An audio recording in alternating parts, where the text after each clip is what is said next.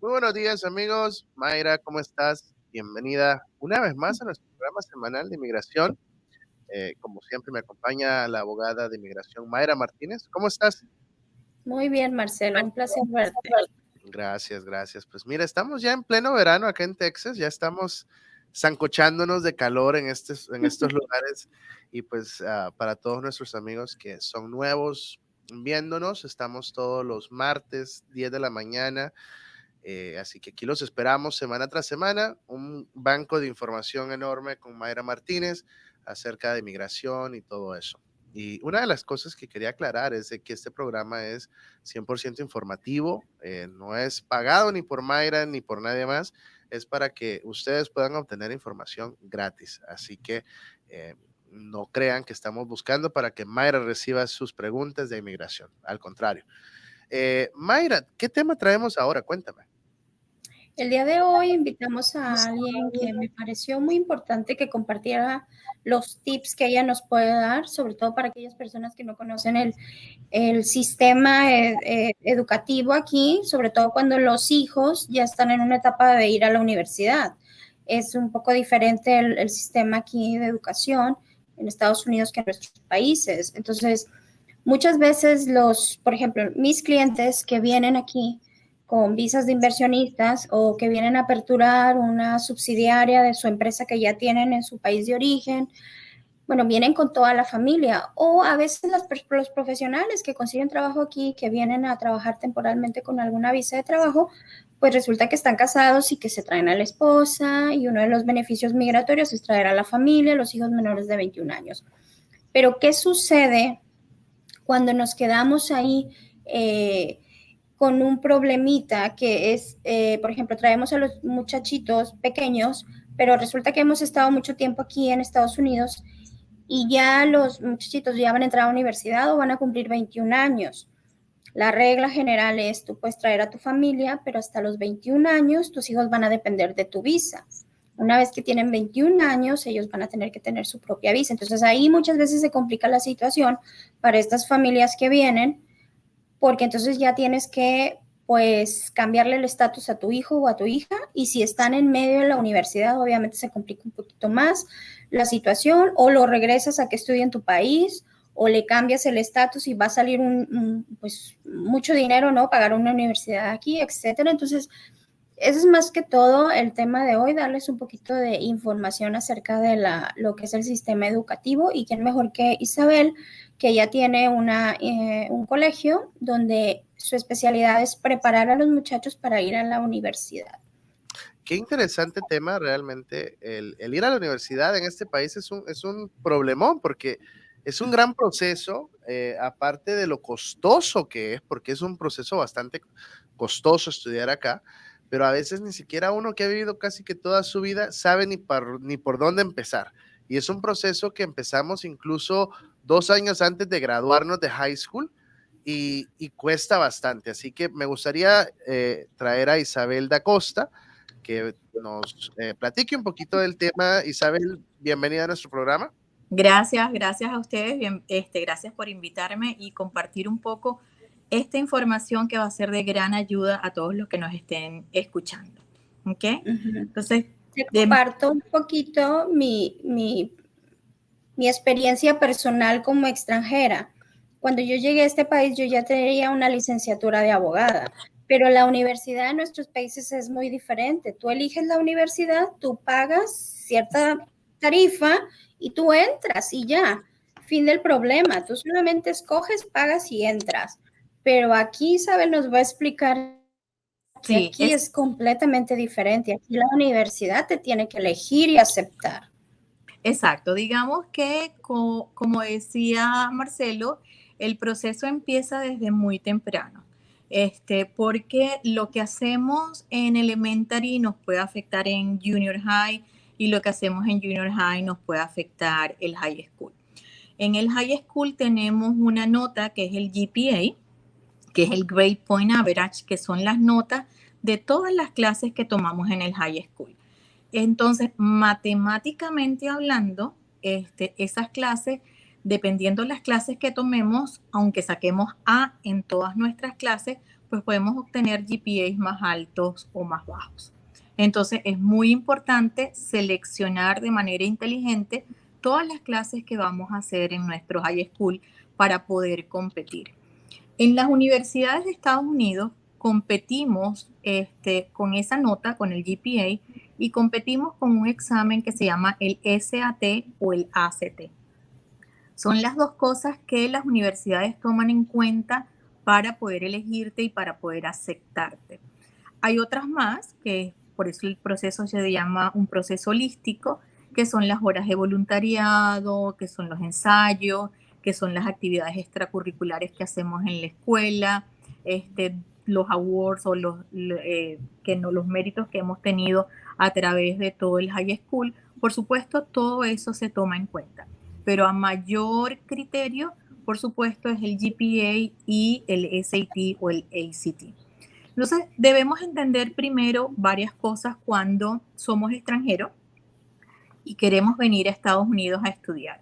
Una es que la mayoría de las personas cuando llegan a Estados Unidos, que ya se graduaron de high school en su país, se les hace muy conveniente pensar, repito, el último año de high school en Estados Unidos para tener un nivel más de inglés. ¿Ok? Entonces, ese es el primer error que no podemos darlo por hecho.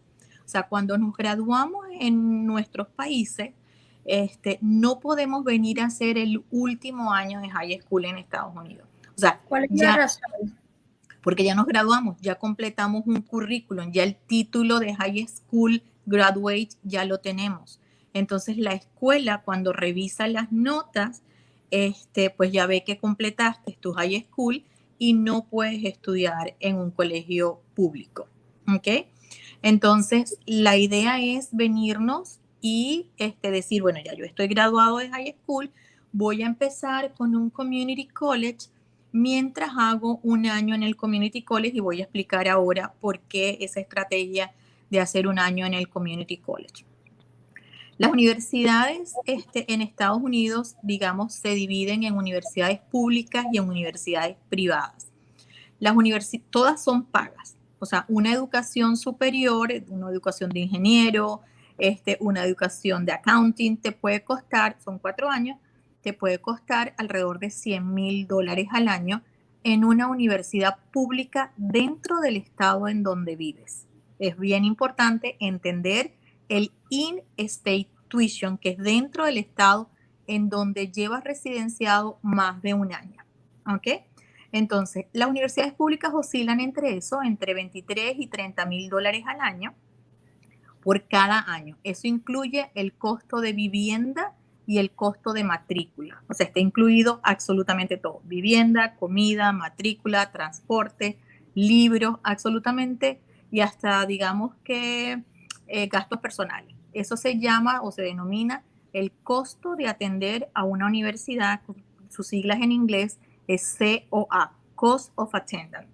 Y ese costo, como les dije, de una universidad pública puede ser entre $22,000 y $30,000 al año en el estado en donde resides. No tiene nada que ver en el estado de Texas con el estatus migratorio. ¿Ok? Una persona completamente sin papeles en Texas puede estudiar y recibir in-state tuition. ¿Ok? Entonces, eso es bien importante. Las universidades... Hay que diferenciar, disculpa que te interrumpa, Isabel, hay que diferenciar entre residencia, término migratorio, y residencia de vivir, no importa el estatus migratorio de la persona, pero que has vivido ya un año en el estado de Texas y puedes comprobarlo porque vives en un domicilio físico, no estás dentro de un dormitorio, ¿verdad? Es correcto. Es correcto. O sea, entonces, prácticamente, como decir así, es un beneficio porque vives en el estado. Exacto. Tienes en Texas, llevas residiendo en Texas un año y para efectos del in-state tuition, ese año tiene que ser previo al comienzo del semestre. ¿Ok? Entonces, en un community college, la diferencia entre el district y out of district y internacional, digamos que no hay mucha diferencia. ¿ok? O sea, por ejemplo, si evaluamos, por ejemplo, el Lone Star College, estoy aquí, Lone Star College fees, ¿ok? Para un estudiante que va a ser 12 créditos por semestre. Si el estudiante se quiere graduar en 4 años, debería ser 15 créditos por semestre, porque son 30 créditos por año, 120 créditos, que es una carrera en 4 años. Entonces, si evaluamos 15 créditos, una carga semestral de 15 créditos, si vives en el distrito de Cypress, te cuesta $1,350 el semestre. Si eres fuera del distrito, por ejemplo, si vives en Katy, te cuesta $3,015 el semestre. Y si eres internacional, porque no llevas un año viviendo en Texas, te cuesta $3,840. Digamos que la diferencia no es tanta como que si entras directamente en una universidad, al no llevar un año viviendo en Texas, el costo es de in-state a out-state. Y ese costo, en vez de $12,000 el semestre, en vez de $6,000 el semestre, te puede salir casi en $20,000. ¿Ok? Entonces la diferencia es muy grande y por eso es conveniente que cuando un estudiante llega graduado de high school de otro país diferente a Estados Unidos o de otro estado diferente a Texas, pase un año en el community college y después aplique a las universidades porque ya llevas un año viviendo en Texas. ¿Ok? Entonces eso te da muchísima ventaja. Eso no pasa con las universidades privadas. Las universidades privadas tienen una matrícula más alta.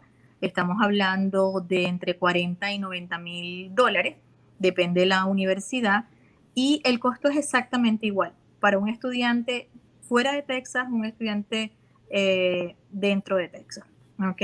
Entonces, si la intención es entrar a una universidad privada, pues no hace falta que pases ese año por un community college si no lo deseas. ¿Okay? El community college, la mayoría de los community college te limitan a 2 años, que es el associate degree.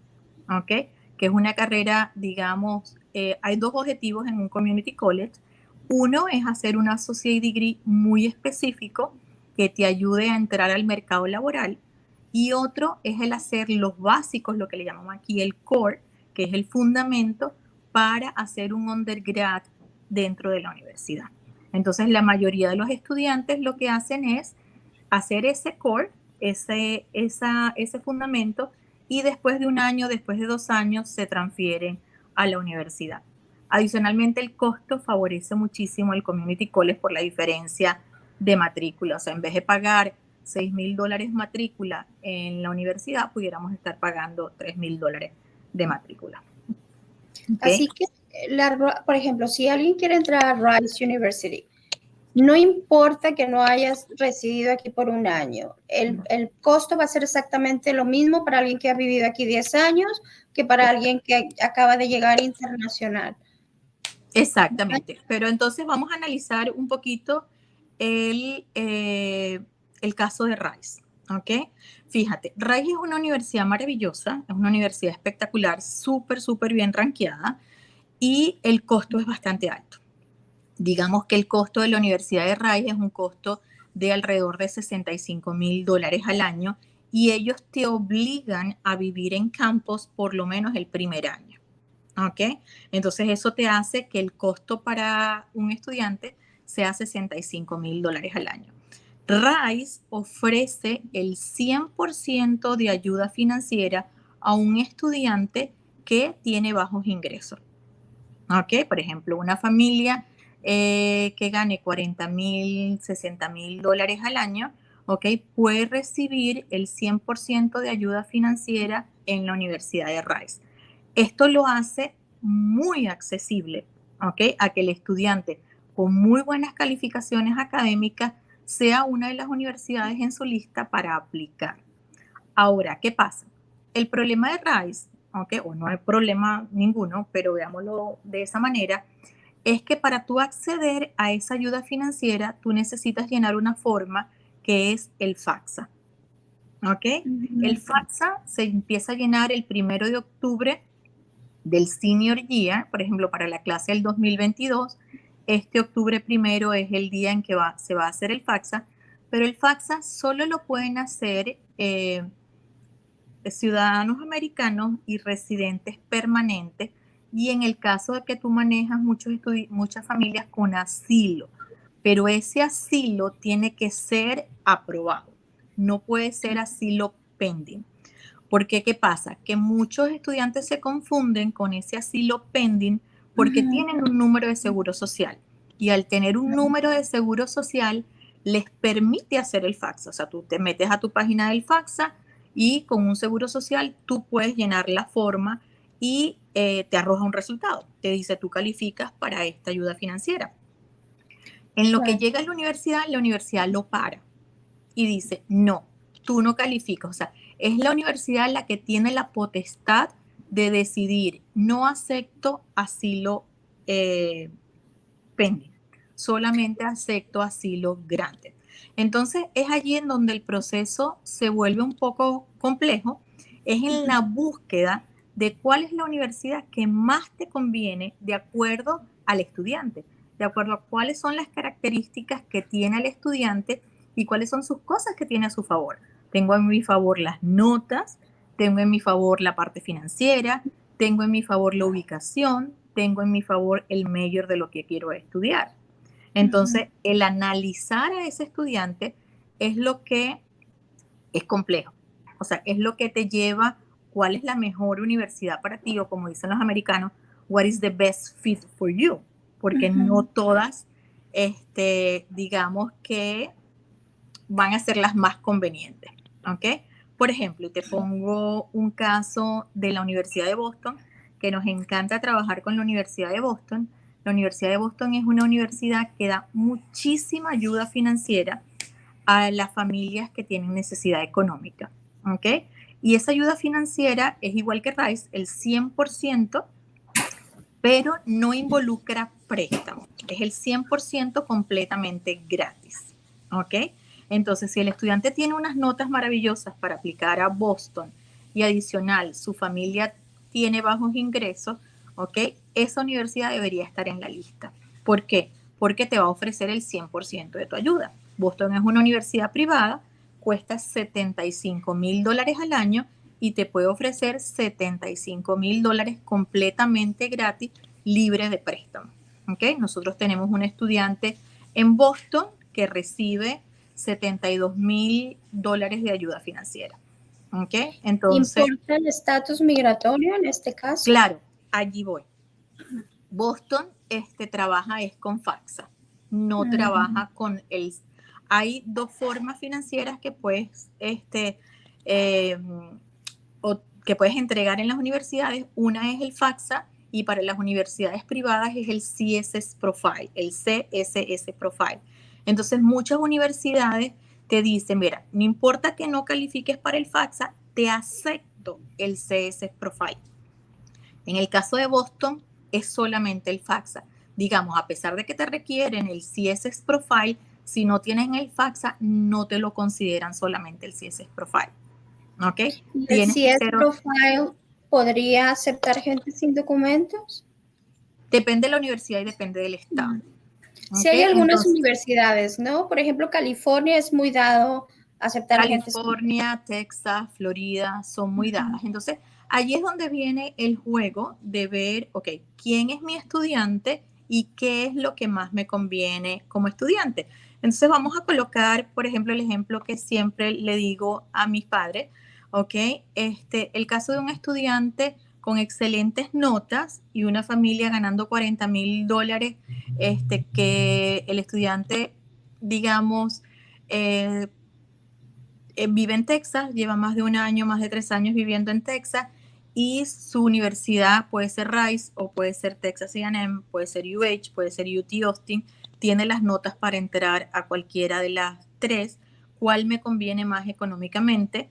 Digamos que Rice, a pesar de ser la más costosa, es la que te puede otorgar más ayuda financiera, porque las universidades públicas te otorgan alrededor del 40% de tu necesidad, y el 40% de 30,000, pues o sea, al final el monto que vas a pagar es más alto que el 100% de 65. Claro. ¿Okay? Entonces, allí es donde está lo complicado del proceso universitario acá, que no es lo que tú mencionabas antes, tengo el dinero para pagar la Universidad de Rice, esa es la universidad que quiero ir, esa es la universidad a la cual voy a ir, ¿no? O sea, realmente eso no existe, ¿no? Te Entonces, comparto un poquito mi experiencia personal cuando yo hice la maestría en UH, en la Universidad de Houston. Yo me requirieron información no solamente de empleo, de buena conducta moral, referencias, buenas calificaciones, obviamente en México, porque ya tenía yo mi licenciatura en México, pero es un board, es una junta directiva la que revisa cada uno de los aplicantes. Entonces, mi maestría en específico era para abogados internacionales, abogados fuera de Estados Unidos que venían a tomar este LLM que se llama. exacto. Entonces, tienen ciertos porcentajes que aceptan de cada país porque quieren que sea muy multinacional, o sea, multi-internacional, ¿no? Que haya diferentes. Que haya diversidad. Países. Claro, que haya diversidad. Entonces eso hace más complicado porque si hay muchos aplicantes de México van a escoger 2 o 3, lo máximo que puedan escoger, porque tienen que traer gente de Rusia y de otras partes. Pero en sí aquí es que no depende de mí a veces, depende de lo que considere la junta directiva, de lo que tú puedas aportarle a la universidad y es ahí donde te aceptan o no. Eso es muy Exacto. importante un perfil desde la secundaria, ¿no? Tener un muy buen perfil educativo y de ser un buen estudiante. Sí, de relacionarte con la comunidad a través de las horas de voluntariado. Digamos que todo cuenta, todo lo que pueda otorgar el estudiante a su favor, cuenta para la hora de ser aceptado. ¿Por qué? Porque a la hora de la competencia hay muchos estudiantes con las mismas notas. O sea, hay muchos estudiantes con un 4.0, con 1500 en el SAT, pero no me puedo quedar, a pesar de que son notas maravillosas, no me puedo quedar con todos los que tienen esas notas, tengo que escoger. Y a la hora de escoger voy a ver quién está más involucrado con la comunidad, quién ha ganado méritos, o sea, quién ha participado en orquesta, banda, teatro, coro, o sea, digamos que un estudiante completo, ¿ok? Claro. Porque la competencia, exacto, la competencia es bastante alta. Entonces nosotros digamos que nos debemos destacar. Claro. Me parece muy interesante porque incluso para nosotros que hemos estudiado acá, es incluso difícil el proceso de saber toda esta información. Y como dice, dependiendo de la escuela, dependiendo de dónde esté y todo, tiene que ser confuso. ¿Hay alguna, ¿cómo se dice? Rule of thumbs para estas cosas? Sí, digamos que en Texas tenemos aceptación automática en las universidades públicas de Texas y estamos en el top 10, ¿ok? En el top 10% de cada escuela. No se comparan escuelas con otras escuelas. O sea, es de cada una de las escuelas de tu high school, si estás dentro del 10%, tienes aceptación automática. Y aquí también a veces es confuso para muchas familias que piensan, no, mi hijo está en el 9%, en el 8%, y piensan que alguien va a venir a tocar la puerta y decirle, mira, tú puedes ir a la Universidad de Houston porque estás aceptado, o tú puedes ir a la Universidad de Texas porque estás aceptado. A veces hemos tenido estudiantes que dicen, no, yo estoy, mi mamá me quiere meter en tu programa, pero yo estoy en el top 6%, ya yo estoy aceptado. Entonces, hay que hacer el proceso, o sea, tienes que hacer la aplicación. O sea, la universidad no te va a tocar la puerta. O sea, tú tienes que hacer una aplicación, entregar el examen del SAT, porque también a veces es confuso que el estudiante piensa, yo estoy en el 10, me van a aceptar. Es cierto, te acepta la universidad, no te acepta directamente la escuela a la que quieras ir. Por ejemplo, no te puede aceptar la escuela de McCombs, en Business, en UT Austin, ¿ok? No te puede aceptar la escuela de Bauer, en Business, en la Universidad de Houston, no te puede aceptar la escuela de Ingeniería. O sea, no necesariamente la escuela, te acepta la universidad, te abre las puertas, pero si no tienes las notas correspondientes, o sea, estás en vamos a explicar un caso a lo mejor de un estudiante en una escuela, que él es el primer estudiante de su clase, pero tiene un GPA de 3.1. y un SAT de 900, pero es el número 1 de su clase. A él lo van a aceptar en las universidades públicas, pero no necesariamente en la escuela de ingeniería, en la escuela de business, en la escuela de natural science, o sea, porque no cumple los requisitos para esa escuela. ¿Okay? Cumple los requisitos simplemente de entrada a la universidad. De esta regla del 10% no entra UT Austin. UT Austin es el top 6. Es bien difícil entrar a UT Austin con la regla del 6% porque está súper limitado. No tenemos espacio para más. Con la regla del 6% se llena la capacidad de la universidad del 75% de capacidad. Entonces, pero eso estamos hablando nada más de Texas. O sea, la universidad también quiere estudiantes de otros estados y Claro. también quiere estudiantes internacionales y solamente tiene libertad del 25%. ¿Okay? Entonces se hace muy difícil entrar a UT Austin directamente. Una estrategia, sí, dime. Isabel, ¿podrías explicarnos tú qué le recomiendas a tus clientes cuando están buscando asesoría por parte tuya? Vienen estas personas extranjeras con la familia, con sus visas de inversionistas o de trabajo que es temporal, ¿no? Pero tienen un hijo que va a entrar al high school. Vale. Muchas veces no pueden entrar directo al high school, ¿verdad? Tendrían que entrar a la universidad privada, a un high school privado. Depende qué es lo que quieran, ¿ok? Depende del caso de cada familia. Hay familias que quieren enviar a sus hijos a estudiar en Estados Unidos en un high school, ¿ok? Y si no tienen un estatus migratorio, por ejemplo, no vienen con una visa por el paraguas de sus padres, ¿ok? Sino que el estudiante, los papás lo quieren enviar solo al estudiante, ¿ok? Tienen que entender que tienen que buscar una escuela que les dé el sponsor de visa, un high school que les dé el sponsor de visa, y ese high school puede ser un high school privado. ¿Okay? Un ejemplo, viene alguien con visa de turista, inician su proceso de comprar una franquicia aquí. Entonces, entras y tienes 6 meses, ¿no? Para estar como turista. En ese inter, ellos compran una franquicia, los padres, etcétera. ¿Puede ingresar el niño en ese inter con la visa de turista al high school o no? ¿O se tienen que esperar hasta que se apruebe la visa del papá? Y entonces ya el niño o la niña tenga un estatus migratorio ya para poder vivir aquí, porque obviamente con una visa de turista tú no puedes estar estudiando en Estados Unidos. Es exacto. Digamos que la escuela no te va a pedir, la escuela pública no te va a pedir pasaporte. Digamos que tú como abogado de inmigración, lo acabas de decir, o sea, no puedes porque es un beneficio federal, ¿ok? Pero entre los dos beneficios federales que tenemos, de uno, de que la educación es gratuita y es obligatoria, y el otro, que no puedo estudiar como visa, como visa de turista, pues el que prevalece es el que le da el beneficio al estudiante. Y el que prevalece es la educación pública obligatoria. Entonces las escuelas pues, públicas lo aceptan en high school, ¿ok? Pero el high school público no te da visa de estudiante, de solamente estudiante.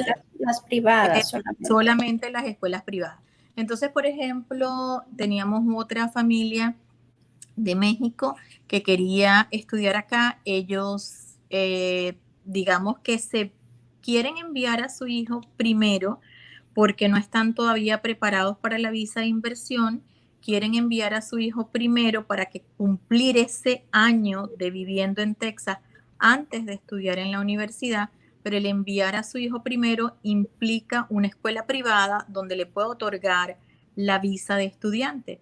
Y esa escuela privada en Houston, vivienda total, o sea, viviendo inmerso en la escuela, el costo era alrededor de $72,000 al año.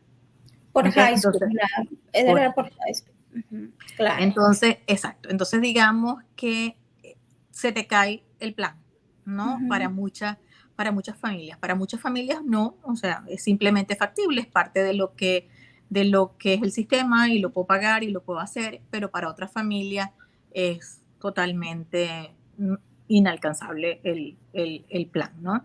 Claro. Y eso es lo que, exacto, eso es lo que debemos saber. Las escuelas públicas no te otorgan una visa de estudiante, solo te lo otorgan las instituciones privadas. Digamos, a lo mejor quieres venir a hacer un curso de inglés y el Community College también te puede otorgar una visa de estudiante. Las universidades también te otorgan, te pueden otorgar, o sea, te dan los papeles para que tú tramites la visa que necesitas. Pero la escuela pública no. Sí, me ha tocado ocasiones en que, por ejemplo, que el tío quiere traerse al sobrino o a la sobrina a estudiar y están en esa etapa que están en high school. Obviamente tienen que procesarles una visa de estudiante si quieren traérselos, ¿verdad? Y obviamente tendría que ser una escuela privada, porque solamente la escuela privada te va a dar esa I-20 que requieres para una visa de estudiante. Correcto. A veces están esos conflictos cuando uno le da la información de lo que es la ley, porque dice, bueno, pero es que yo veo que otras personas viven aquí sin estatus y van a la escuela. Entonces yo me quiero traer al sobrino o la sobrina a vivir conmigo y lo quiero mandar al high school que está aquí a la otra cuadra de mi casa. Obviamente, es abusar del sistema, porque tú vas a ingresar a ese niño o esa niña con una visa de turista y después se va a quedar y lo vas a hacer que esté, obviamente, digamos, exacto, si tu intención es quedarte de legal en Estados Unidos, esa ruta no te conviene. ¿Okay? No, o sea, vas a afectarle a esa persona su futuro. En un futuro va a estar estropeada esa visa. Si ella después requiriera o quisiera salir del país y reingresar a aplicar para otra visa, pues obviamente no lo va a poder hacer o ajustar un estatus en el futuro dentro. Entonces, siempre la recomendación es orientarse y hacer las cosas bien de la mejor manera, ¿no? Pero sí, a veces he tenido esas consultas que si las I-20 las dan las escuelas públicas, por ejemplo, las high schools. No, tendría que ser una high school privada para que puedan tener un estatus. Por eso nosotros digamos que siempre te consultamos a ti, siempre te recomendamos, tenemos un grupo de apoyo en cuanto a la selección el caso de cada quien y la selección de cada quien, porque depende mucho. Un pequeño cambio, pues mira, no, lo que necesitas es un abogado, ¿ok? O sea, porque no vas a tener estatus, necesitas tramitar el estatus. Hay muchas familias que dicen, bueno, pero es que yo quiero estudiar en Seven Lakes High School. Entonces, si tú quieres estudiar en Seven Lakes High School, tienes que entender que tienes que vivir en el área de Seven Lakes. Entonces, necesitas un realtor que te ubique la casa que puedes pagar, porque a veces tú dices, bueno, es que yo quiero esa escuela, pero a lo mejor las casas de esa escuela no están dentro del presupuesto que tú puedes o alquilar o comprar casa, porque no tampoco es el high school que tú quieras, es el high school en donde vives, porque el sistema es diferente. Como en otros países, tú vas a la escuela pública o privada que tú puedas pagar y que quieras ir. En cambio que acá no. Acá es por zona escolar. Entonces muchas personas, no, es que yo me voy a Cinco Ranch. Entonces mi recomendación inicial siempre es, tienes que hablar con un real estate para ver si el presupuesto que tienes de comprar casa te da para esa zona de la escuela que quieres. Porque muchas veces también eso limita bastante a las familias que se están viniendo, ¿no? Otra de las cosas que también quiero dejarle aquí a las personas que nos están escuchando hoy es la ayuda, o sea, hablamos del FAFSA, que es la ayuda para ciudadanos americanos y residentes permanentes, pero también está la ayuda del TASFA, que es la ayuda del estado de Texas, para precisamente esos estudiantes que no son ni ciudadanos americanos ni residentes permanentes y cuyos asilos tampoco están otorgados. ¿Ok? Exacto. Entonces, con el TAPSA, ¿qué te exige el TAPSA? El TAPSA te puede exigir 1 año o 3 años y haberte graduado de un high school en Texas. ¿Ok? Hay institutos que te exigen los 3 años y haberte graduado de un high school. Hay institutos que son mucho más fáciles y más flexibles y no son tanto 3 años, sino 1 año. Hay institutos que esa flexibilidad de 1 año, siempre y cuando tengas una beca dentro de esa institución. Y con respecto al haberte graduado de high school aquí en Texas, muchos estudiantes vienen más, pero es que ya yo vengo graduado, no me gradué. Pero entonces tenemos el GED, que es graduarte de high school en Estados Unidos a través de un examen. ¿Ok? Entonces muchas veces presentando ese examen cumplimos con el requisito de habernos graduado de high school. ¿Ok? Entonces eso también nos puede ayudar a la hora de obtener una ayuda a través del TAPSA. ¿Ok? ¿Este TAPSA ayuda a residentes y ciudadanos únicamente? No, ¿Y personas, no importa el estatus? No, el FAFSA es para ciudadanos americanos y residentes permanentes. El TAPSA es para todos los demás que residen en Texas. Ok. Aunque no podemos aplicar en los dos. Okay. O calificamos para uno o calificamos para el otro. Okay. Y la ayuda de Texas podría ser para alguien que no tiene un estatus migratorio. Eso es correcto. ¿Verdad? Eso es correcto. Y se llama TASFA. TASFA. Okay. Podemos buscarlo en internet, Educación para All Texans, Education for All Texas. Vamos a encontrar muchísima información de gran ayuda para las personas con estatus, sin estatus, que residen en Texas o que quieren estudiar en Texas. ¿Okay? Y vuelvo y repito, o sea, lo más importante es definir quién es mi estudiante y qué tengo a mi favor que me ayude a lograr que la universidad me cueste menos. ¿Okay? Porque también está el concepto de becas. Todos, digamos, no es que yo me quiero ir a Estados Unidos porque quiero ganarme una beca. Nosotros tenemos cantidad de llamadas todos los días. No es que a mí me dijeron que tú me vas a ayudar a conseguir una beca, que tú me vas a hacer para conseguir una beca, que tú me vas a dar una beca. No, quien ayuda más a conseguir becas es el estudiante, o sea, las notas del estudiante y el ingreso de la familia. Estas son las dos fuentes más importantes para que el estudiante pueda recibir una beca. Cuando somos estudiantes internacionales, digamos que vamos a estar muy limitados a ese banco de becas, porque la mayoría de las becas, cuando leemos becas, los requisitos son ciudadano americano, residente permanente, ciudadano americano, residente permanente. O sea, sí tenemos becas para estudiantes sin estatus, sí existen becas para estudiantes internacionales, digamos, el proceso de encontrarlas es más difícil. ¿Okay?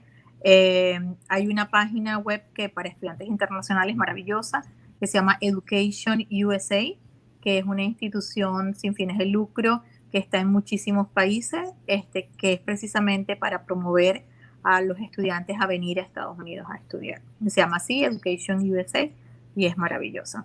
Uh-huh. Qué interesante, porque realmente, como dije al inicio, es bastante difícil para uno que ha vivido y ha estudiado acá realmente encontrar el proceso, cómo hacer el proceso, y me imagino que para cualquier persona recién llegada o que está considerando llegar a los Estados Unidos a estudiar, esto debe sonar como chino, como hablar en otro idioma, porque realmente es confuso y toma tiempo. Y sobre todo porque hablamos con acrónimos, ¿no? O sea, el GPA, el SAT, el ACT, el ESI, el FAFSA, el TAPSA, o sea, no damos los nombres completos. Entonces, exacto, no sabemos, o sea, de lo que me están hablando. Entonces, cuando llegamos al último año de high school, porque el proceso de aplicar a las universidades comienza un año antes, ¿ok? Para los que van a comenzar en el otoño del 2022, el proceso comienza ahora, en agosto primero. Entonces, la gente o los que vienen de fuera piensan que el proceso es 3 meses antes de graduarme de high school o incluso después de graduarme de high school, y a veces es muy tarde. Uh-huh. Y el no conocer todo lo que necesito, o sea, por ejemplo, si yo voy a ir a un community college primero, porque necesito cumplir ese año o porque necesito que la educación me salga a ahorrarme por lo menos 2 años de mi educación, yo necesito saber qué voy a hacer en el community college, cuáles son las clases que voy a tomar, cuáles son los requisitos que me van a exigir después. O sea, porque ya tengo que seleccionar, antes de empezar en un community college, tengo que seleccionar a dónde voy a ir, a qué universidad voy a ir y cuáles son los requisitos que me exige esa universidad para yo después transferirme. porque muchas veces empezamos un community college y no, sin conciencia de qué vamos a hacer después. Entonces, por ejemplo, vamos a explicar un caso de uno de nuestros estudiantes. Ella nos llamó cuando estaba 1 año y medio culminado su community college y estaba cursando su último semestre de su 2.º año. Ella quería aplicar a la Universidad de Texas A&M para la escuela de business. ¿Okay? La escuela de business en Texas A&M te exige 30 unidades de crédito y un GPA alrededor de 3.85 para tener alta competitividad de que te digan que sí. ¿Okay? Ella tenía no 30, tenía 45 créditos aprobados y al terminar el semestre que estaba cursando iba a tener 60. Pero el semestre termina en mayo y la aplicación, el deadline era marzo. Y dentro de esos 30 créditos que exigían, le exigía una clase que ella estaba cursando, no había completado.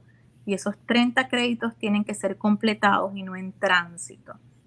Entonces, el conocer tus requisitos que te van a exigir después, desde el principio, puedes aprovechar mejor el tiempo. Porque ella, a pesar de que tenía las notas y tenía más créditos de los que necesitaba, no pudo completar su objetivo.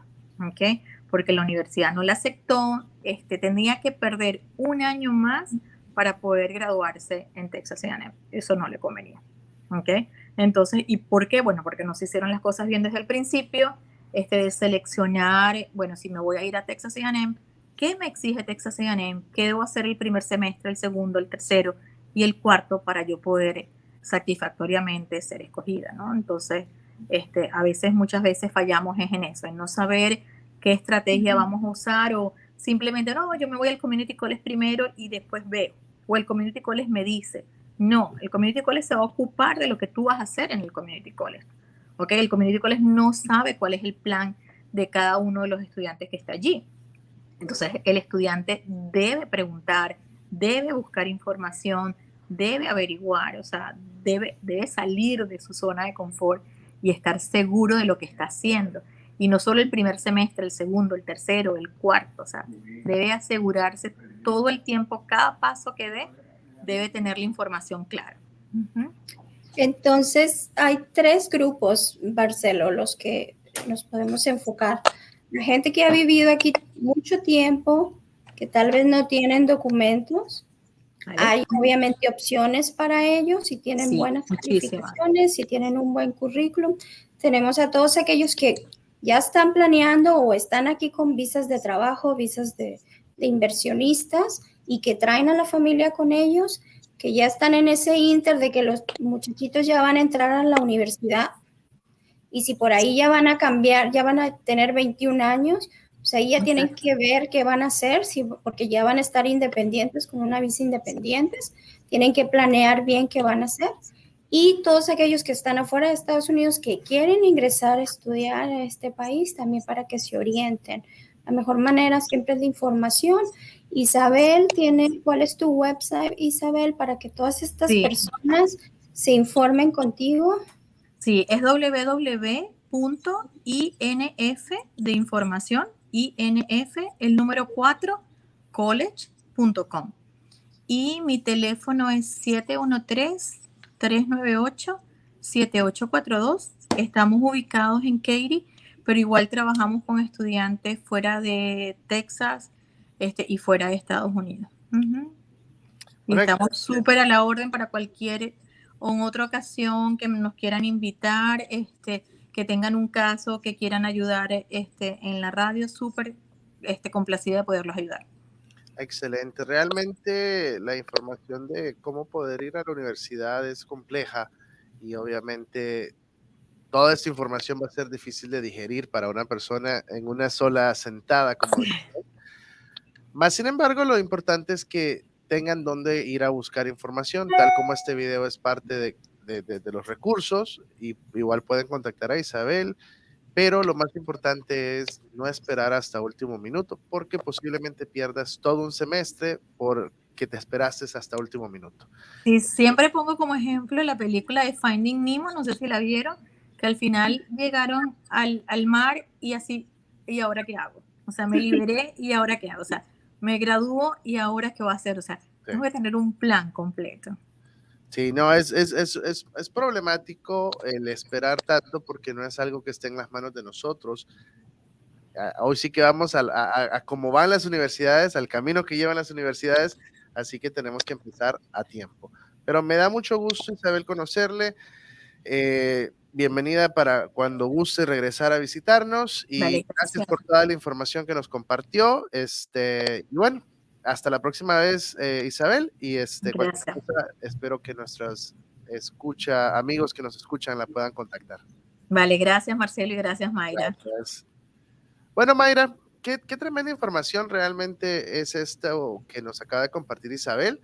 Y creo que va a ser de mucha información y mucho valor para los que nos escuchan semana tras semana. Te agradezco como siempre por ser la que nos trae toda la información acerca de migración. Y bueno, la próxima semana traeremos otro tema con mucho interés y recuerden, cualquier pregunta pueden contactar a Mayra aquí en Houston o a un abogado que realmente sea abogado de inmigración en donde sea que ustedes vivan. Mayra, muchas gracias. Gracias a ti, Marcelo. Gracias.